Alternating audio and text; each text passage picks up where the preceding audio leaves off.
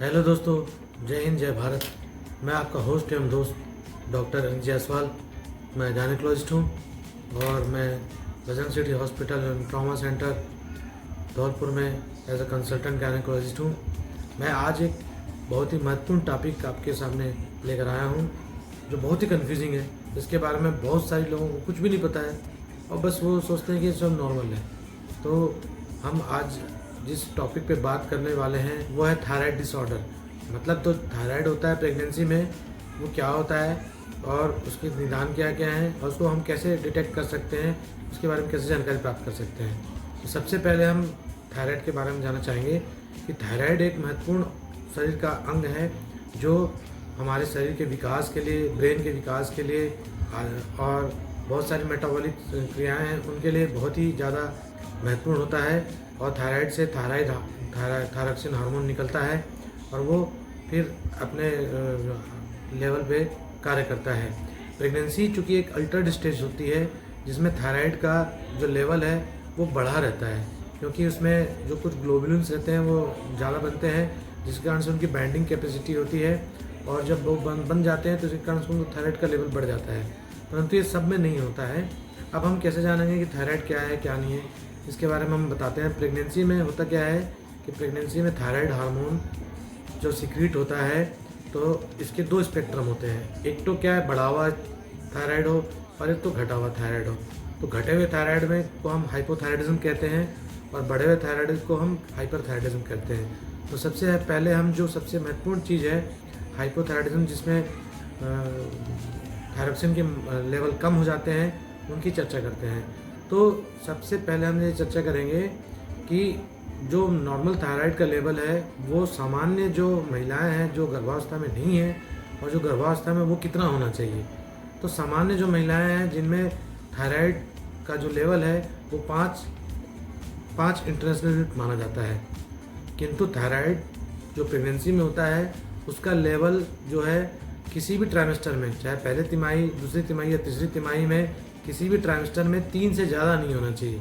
और हमारा गोल तो उसको 2.5 तक के रखना होता है। क्योंकि ये कन्फ्यूजिंग है, कई लोगों को पता नहीं चलता। थायराइड का लेवल कराते हैं, उसमें थायराइड बढ़ा आता है पर उसकी कुछ मेडिसिन नहीं लेते हैं। मेडिसिन कई बार डॉक्टर भी इग्नोर कर देते हैं। तो ऐसा नहीं करना चाहिए, क्योंकि ये थायराइड का जो लेवल है वो गर्भस्थ शिशु के विकास के लिए, उसके ब्रेन के डेवलपमेंट के लिए, उसके मेटाबॉलिज्म के लिए बहुत आवश्यक होता है। इससे क्या होता है कि कभी कभी जब थायराइड की कमी हो जाती है, थायरॉक्सिन की कमी हो जाती है, तो प्रीमेच्योर डिलीवरी हो जाती है। बच्चे को आईजीआर हो सकता है, प्लेसेंटा प्रीविया हो सकता है, प्लेसेंटल एब्रप्शन हो सकता है, यानी कि गर्भनाल फट सकती है और बच्चा प्रीमेच्योर पैदा हो सकता है। ऐसी बहुत सारी चीज़ें हैं जो थायराइड के कारण, कमी के कारण हो सकती हैं। तो इसमें हम सबसे पहले जो प्रेग्नेंट पेशेंट हैं उनका हम थायराइड लेवल कराते हैं, जैसे हम T3, T4 और TSH कहते हैं। तो TSH एक महत्वपूर्ण पैरामीटर है जिसके लेवल के आधार पे हम थायराइड की गोलियों को उनका एडजस्टमेंट करते हैं। तो यदि TSH किसी भी ट्राइमेस्टर में 3 से अगर ज़्यादा है तो उसको प्रेगनेंसी में ज़्यादा माना जाता है। तो उसके लिए फिर हम थायरॉक्सिन की गोली चालू करते हैं। ये आपका गायनेकोलॉजिस्ट तय करेगा कि आपके T3, T4 के लेवल क्या हैं और उसके आधार पे वो थायरॉक्सिन की डोज निर्धारित करता है। और यदि T3, T4 का नॉर्मल लेवल आ रहा है और TSH फिर भी बढ़ा हुआ आ रहा है तो हम इस स्थिति में फ्री T3, T4 कराते हैं। फ्री T3, T4 एक ऐसा फ्रैक्शन होता है जो सर्कुलेशन में फ्रीली मूव होता है, वो किसी से बाइंड नहीं होता है। तो अगर इस कंडीशन में यदि T3, T4 नॉर्मल आता है और T4 अगर कम आता है तो और TSH की मात्रा भी बढ़ी आती है, तो फिर हम उसमें थायरॉक्सिन की गोलियां उसमें हम करते हैं। तो ये बहुत ही ज़्यादा कन्फ्यूजन टॉपिक है। तो दूसरा क्या होता है कि अगर किसी के शरीर में थायराइड की मात्रा ज़्यादा बन रही हो, TSH बहुत कम हो रहा हो, 0.5 से भी नीचे आ रहा हो, तो हमको उस कंडीशन में थायराइड को बांधने वाली गोलियां, जिसे हम एंटी थायराइड ड्रग्स कहते हैं, वो चालू करनी पड़ती हैं। जो आपका गायनेकोलॉजिस्ट डिसाइड करता है कि आपको कौन सी ड्रग लेनी चाहिए और कौन सी ड्रग कितने डोज पे लेनी चाहिए। इस प्रकार से थायराइड का पूरा एक स्पेक्ट्रम होता है। तो मेरी माताओं बहनों, आपसे मेरा रिक्वेस्ट है कि अगली बार जब भी आप थायराइड का टेस्ट करवाएं या डॉक्टर आपको प्रिस्क्राइब करे थायराइड का लेवल चेक कराने के लिए, तो यदि किसी भी ट्रांजिस्टर में TSH जो एक महत्वपूर्ण चीज़ होती है, यदि इसका लेवल 3 से ज़्यादा होता है तो अपने डॉक्टर को बोलिए कि इसका ट्रीटमेंट चालू करें, क्योंकि बहुत सारे जो प्रैक्टिशनर्स हैं, जो डॉक्टर्स हैं, उनको इसके बारे में नहीं पता होता। तो सामान्य वो 5 इंटरनेशनल यूनिट के हिसाब से चलते हैं, जो कि प्रेगनेंसी में एक्सेप्टेबल नहीं है। तो एक्सेप्टेबल क्या है? लेस देन 3 से कम होना चाहिए। और गोल तो हमारा 2.5 ही होता है कि 2.5 हमको किसी न किसी तरह से थायरॉक्सिन की गोलियां देकर उसको हमको 2.5 ही रखना होता है।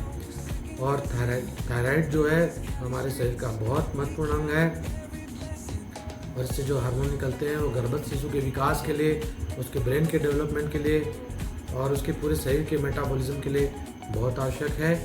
तो इस प्रकार से हमें थायराइड का जो लेवल है एक नियत मात्रा में रखना होता है। इसके लिए जो गोलियां हैं वो आपको सही सलाह आपको गायनेकोलॉजिस्ट दे सकता है। तो आप कृपया करके अपनी जांच करवाएं, थायराइड की भी जांच करवाएं, साथ में थायराइड की भी जांच करवाएं। यदि उसमें कोई एबनॉर्मेलिटी मिलती है तो इसके हिसाब से ही आप ट्रीटमेंट लें। तो ये आज हमारा एक छोटा सा किंतु बहुत महत्वपूर्ण टॉपिक है, इसे आप इग्नोर न करें और मेरा ये वीडियो पूरा देखें। यदि वीडियो आपको अच्छा लगता है तो मेरे YouTube चैनल को लाइक करें, सब्सक्राइब करें एवं कमेंट करें। कमेंट में आपके प्रश्नों का मैं जो संभव हो सके तो मैं आपके प्रश्नों का जवाब देने का प्रयास करूंगा। मेरा फेसबुक पे पेज भी है, जिसे आप सर्च करके मेरे नाम से डॉक्टर अनित जायसवाल ऑफिशियल के नाम से आप सर्च कर सकते हैं। मेरे इंस्टाग्राम पे भी मेरा आईडी है @DRANITJAISWL। आप इसे फॉलो कर सकते हैं और हमारे इस चैनल को आगे बढ़ाने में आप महत्वपूर्ण भूमिका निभा सकते हैं।